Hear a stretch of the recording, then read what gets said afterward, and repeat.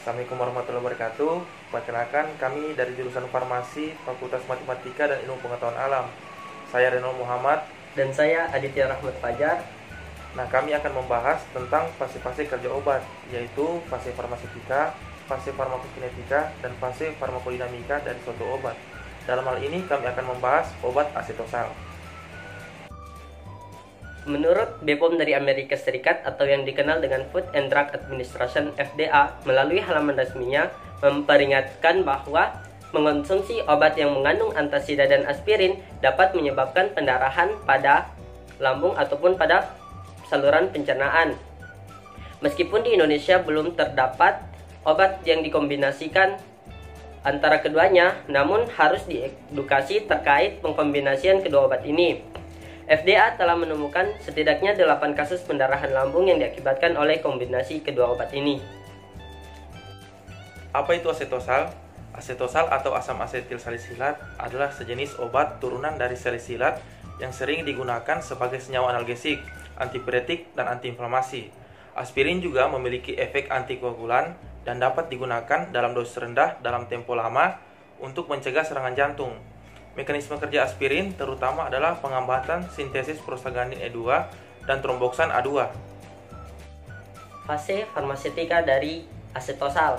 Fase farmaseutik merupakan fase yang dipengaruhi oleh cara pembuatan obat, bentuk sediaan, dan zat tambahan yang digunakan. Untuk dapat diabsorpsi, obat harus dapat larut dalam tempat terabsorpsinya.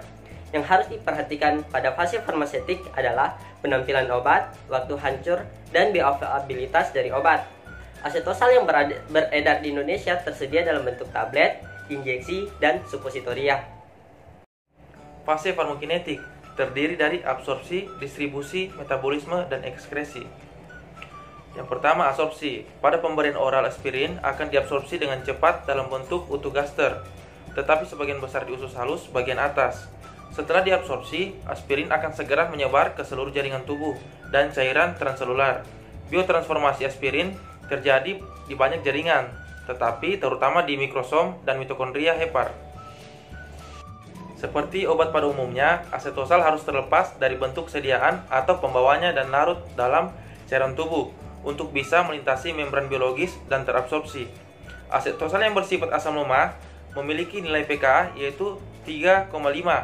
Pada pH 1, asetosal diabsorpsi sebanyak 35% dan pada pH 4 sebesar 41%. Pada pH 8, asetosal tidak dapat diabsorpsi. Onset kerja asetosal ada 5-30 menit dengan durasi kerja 4-6 jam. Menurut Siswandono, faktor-faktor yang mempengaruhi absorpsi yaitu yang pertama faktor fisika kimia obat, yaitu berat molekul, derajat ionisasi, karakteristik formulasi. Kemudian faktor penderita yaitu luas permukaan tubuh, pH lambung, waktu penggosongan lambung, dan kolonisasi bakteri. Distribusi dari asetosal. Di dalam sirkulasi, sebanyak 80-90% salisilat terikat dengan protein plasma, terutama oleh albumin. Salisilat ini dapat didistribusikan hampir di seluruh tubuh dan jaringan, serta mudah melalui sawar darah pasienta, sehingga dapat masuk ke sirkulasi darah pada janin. Pada dosis rendah, konsentrasi dalam plasma kurang dari 10 mg per desiliter, 90% salisilat terikat oleh albumin. Sedangkan pada konsentrasi yang lebih tinggi, yaitu 40 mg per desiliter, hanya sekitar 75% salisilat yang terikat oleh albumin. Metabolisme dari aspirin. Aspirin dihidrolisis menjadi asam salisilat di dalam sistem gastrointestinal dan sirkulasi darah. Dalam bentuk asam salisilat, waktu paru dalam plasma dalam dosis terapeutik menjadi 2-4,5 jam. Namun, dalam dosis yang berlebihan atau perdosis, waktu ini dapat lebih panjang, antara 18-36 jam. Jadi, dapat dikatakan bahwa waktu paru asam salisilat ini terkait dengan dosis. Semakin tinggi dosis aspirin yang diminum, maka waktu paru asam salisilat juga semakin panjang.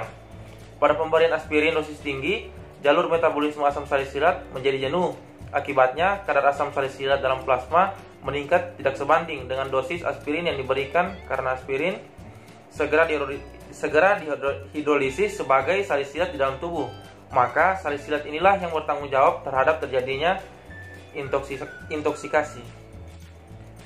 Kira-kira 80% asam salisilat dosis kecil akan dimetabolisir di hepar, dikonjugasikan dengan glisin membentuk asam salisil urat, dan dengan asam glukuronat membentuk asam salisil glukuronat dan salisil fenolat glukuronat. Sebagian kecil dihidrolisasi menjadi asam gentisat. Metabolisme salisilat ini dapat mengalami saturasi atau kejenuhan. Pada orang dewasa normal, saturasi kinetika salisilat terjadi pada pemberian aspirin dosis 1-2 gram. Nah, apabila kapasitas di metabolisme ini terlampau, maka akan menyebabkan waktu paruh asam salisilat dalam plasma semakin tinggi dan meningkatnya risiko timbulnya efek samping. Kinetika saturasi salisilat inilah yang berperan besar dalam kasus-kasus intoksikasi salisilat. Berdasarkan penjelasan temanku tadi, dapat disimpulkan bahwa asam salisilat mengalami dua fase, yaitu fase 1 di mana asam salisilat terhidrolisis menjadi asam salisilat. Kemudian mengalami fase 2, yaitu terkonjugasi di hepar oleh glisin membentuk asam salisil urat dengan asam glukuronat membentuk salisil fenolat glukuronat. Selanjutnya yaitu ekskresi dari asam salisilat. Asam salisilat diekskresikan melalui ginjal sebesar 5,6% sampai 35,6%. Di mana terdapat korelasi positif antara pH urin dengan clearance asam salisilat, di mana peningkatan pH urin akan meningkatkan clearance asam salisilat yang selanjutnya meningkatkan ekskresi dari asam salisilat melalui urin. Akibatnya, waktu paruh asam salisilat dapat diperpanjang oleh pH urin yang rendah dan pada fungsi ginjal yang terganggu.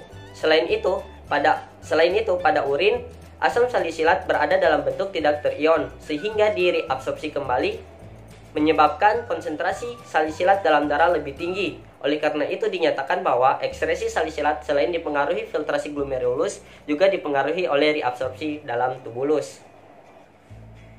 Asam salisilat diekskresikan ke dalam urin melalui proses filtrasi glomerulus dan sekresi aktif di tubulus. Ekskresi salisilat dalam urin adalah dalam bentuk asam salisilat bebas sekitar 10%, asam salisil urat 75%, fenolat salisilat 10%, asid glukuronat 5%, dan asam gentisat sebanyak 1%. Dalam cairan tubuh lain, ekskresi asam salisilat bervariasi. Ekskresi asam salisilat dalam ASI dianggap tidak aman, sehingga tidak disarankan bagi ibu menyusui. Ekskresi asam salisilat yang konsentrasinya dalam air mata bervariasi antara 1% sampai dengan 8% daripada konsentrasi asam salisilat plasma sebagai antiinflamasi.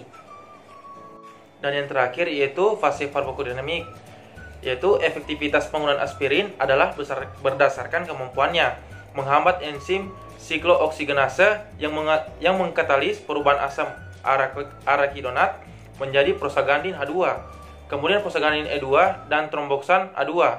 Aspirin hanya bekerja pada enzim siklooksigenase, tidak pada enzim lipooksigenase, sehingga tidak menghambat pembentukan leukotrien.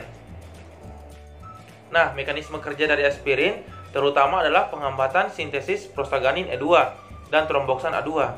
Akibat penghambatan ini, maka ada 3 aksi utama dari aspirin, yaitu yang pertama sebagai antiinflamasi karena penurunan sintesis prostaglandin proinflamasi, yang kedua analgesik karena penurunan prostaglandin E2 akan menyebabkan penurunan sensitisasi akhiran saraf nosiceptif terhadap mediator proinflamasi.